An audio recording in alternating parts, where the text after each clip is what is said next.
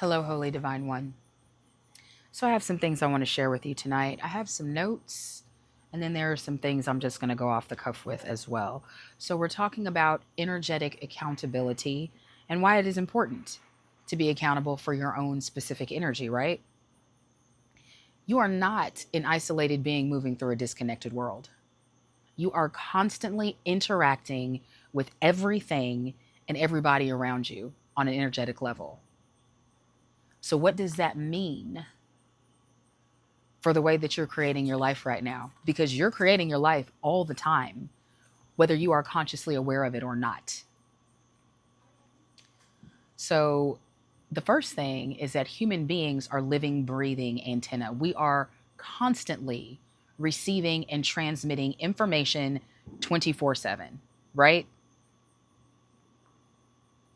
You bring in information through media, through the people that you interact with on a regular basis, whether it's your friends, family, coworkers, strangers you bump into in public, the cashier at the grocery store, whomever it is. You bring in information through the movies you watch, the videos that you watch on YouTube, what you're scrolling through and reading and allowing into your energy on social media, the music that you allow yourself to hear, books you allow yourself to read. You are bringing in information all of the time. And whatever information you bring in directly influences the energy that you transmit, right? Have you ever heard the term garbage in, garbage out? If you are constantly putting in things that are not beneficial to your energy, they're going to affect your energy, and it's not going to be in the most beneficial way. So whatever you are bringing in is what you are transmitting, and that is what is creating your reality. You're doing it, nobody else. Everything that is going on in your personal realm of space is being created by you. You are creating it, you're attracting situations to you based on your energetic signature, your vibrational resonance, which is the place on the ladder or spectrum of consciousness where you are plugged into right now. So it doesn't mean that you have to capture every single thought and every single word and, oh my gosh, I just said something bad, so terrible things are going to happen. No. But on a regular, consistent basis, where is your energy? What are you reading? What are you listening to? Who are you talking to and hanging out with? There's a saying, show me your friends and I'll show you your future. You know what that means? That the people that you hang out with, they influence you, whether you understand that or not. And if the people that you hang out with are into some low vibrational things and you're saying, hey, I want to live up here and be high vibrational, that's never going to happen as long as you're hanging out with the same people that are drawing you into the same spaces that you've always been in, right? So it's all about your choice. It's all about your choice. And also understand that your energy precedes you before you ever walk into a space, right? Our energy extends 6 to 10 feet out from our body. It emanates from your heart, right? There's this really cool place called Heart Math. Look up Heart Math. They have found a way, and I'm sure Heart Math is not the only place that's doing it now anymore, but they've found a way to measure the electromagnetic field that comes from your heart. How freaking cool is that, right?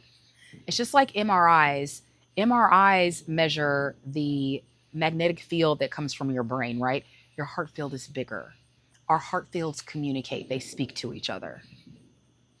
So if you're in a shitty mood and you walk into a space, before you even enter that space, your energy enters that space and it interacts with all of the beings who are in there, not just other individuals. It interacts with everything that is around you, right? So that's important to know. Have you ever walked into a space and can feel the heaviness in the air? Like, say there are two people in a room and they're not speaking to each other, but you can tell that right before you came in there, they were arguing, because it's like, it's so heavy. The feeling in the air is so heavy, you could cut it with a knife. That is energy. Energy is powerful. You cannot see it, but you are putting it out and you are creating with it 24/7, whether you realize it or not, right? Second thing, the universe is a mirror. This is how we create. We send out energy, we send out information, we send out thoughts, beliefs, ideas, whatever, right? And the universe literally says to us, your wish is my command. It does not punish, it does not shame, it does not reward.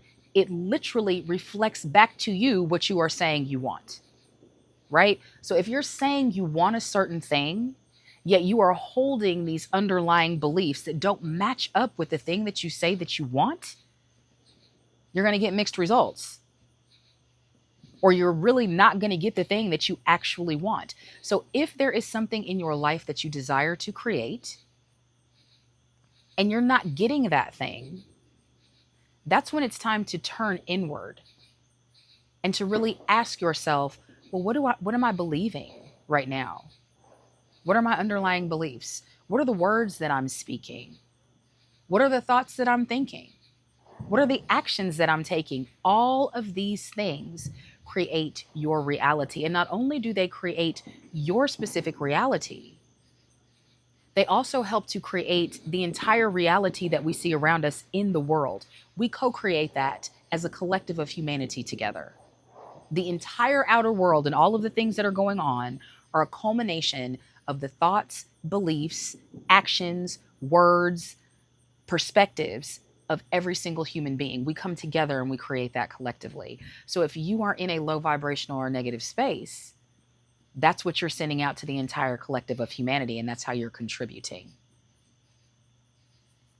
And here's the thing too, like I get it. When I first heard somebody say that I was responsible for creating my reality, I went full stop on that. I was like, you're out of your mind, right? I did not agree with that. I was very much stuck in victim mode because I felt like life was happening to me. Things were happening to me. People were doing things to me, right? But when I allowed that truth to really sink in and I really started to understand that, I realized that that's not a curse, right? That's not a bad thing. It's a gift. Because if I am living a life that I do not enjoy, and I have the ability to create anything that I want to, that means that I can create the life of my dreams, right? That means that I am powerful. You are powerful beyond belief. You are much more powerful than you know or you have been taught. This information has been kept from us for a very long time, but we are now in the age of awakening. We are waking back up to the truth of who we are and to these abilities that we have, right? So again, understand, when you start to understand that you're the creator of your reality, it's not blame, right? It's not about blaming yourself.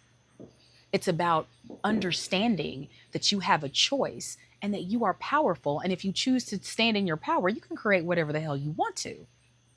Do you, be you, for you, but do it from a state of presence and conscious awareness. That makes all the difference. So third thing we're going to talk about is creator consciousness versus victim consciousness, right? Victim consciousness says, why is this happening to me? Why is this person doing this to me? Why does this keep happening all of the time? That is victim consciousness. That makes you a victim, and it puts the power and the control to something that is outside of yourself. Baby, you got all the power in here. You have everything that you need. Trust that, right? Creator consciousness, because yes, you are a powerful creator being living within your own creation, right? Creator consciousness says, why is this happening for me? Right? Because life is being created through you, by you, for you at all times. So if something is happening, it is happening for your benefit, right? Think of it this way. You are always exactly where you are supposed to be at any given time, right? At any given moment, you are always exactly where you are supposed to be. And if you are the creator of your reality, if you are designer and aligner, which you are, that means that whatever situations are going on in your life, you designed masterfully for yourself.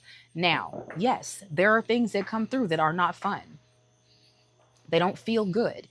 Being a high vibrational human, living in higher states of consciousness does not mean that you will never have problems. It does not mean that your life is going to be rainbows and butterflies all the time.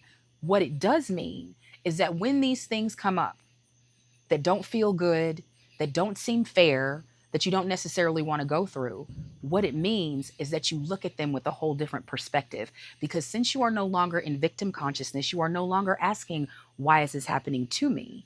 You are giving yourself some space between what is going on in yourself so that you are able to pause and go, okay, why is this happening for me? What is the message? What is it that I need to learn? In what way do I need to expand? How is it that I need to shift my space? It really is that simple. Change your perspective, right? So another thing that I'm going to say too, so it's not just victim consciousness and creator consciousness. Think of it also as separated self and observer self. Separated self means you are separate from your divinity because you are divine. There is divinity in every single one of us because we are spiritual beings having a human experience, right? Separated self is when we are separated from that truth. When we believe that there are external forces that are controlling our reality, that are doing things for us, that are deciding things for us. You are the deciding factor, baby, nobody else. But separated self and victim consciousness are the same thing. When you step into creator consciousness, you step into observer self.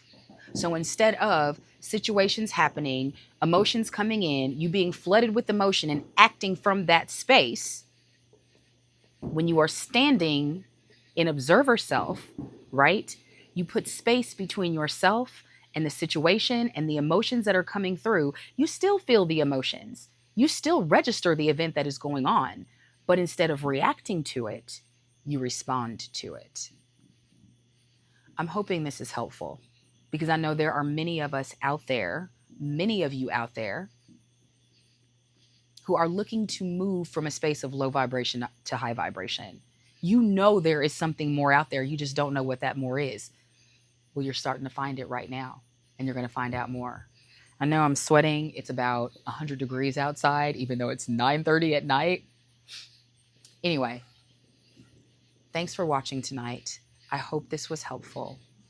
And until we meet again, I am holding you in the highest vibrations of love and light. Blessings upon all of your nows. Have a beautiful rest of your day or night. I love you.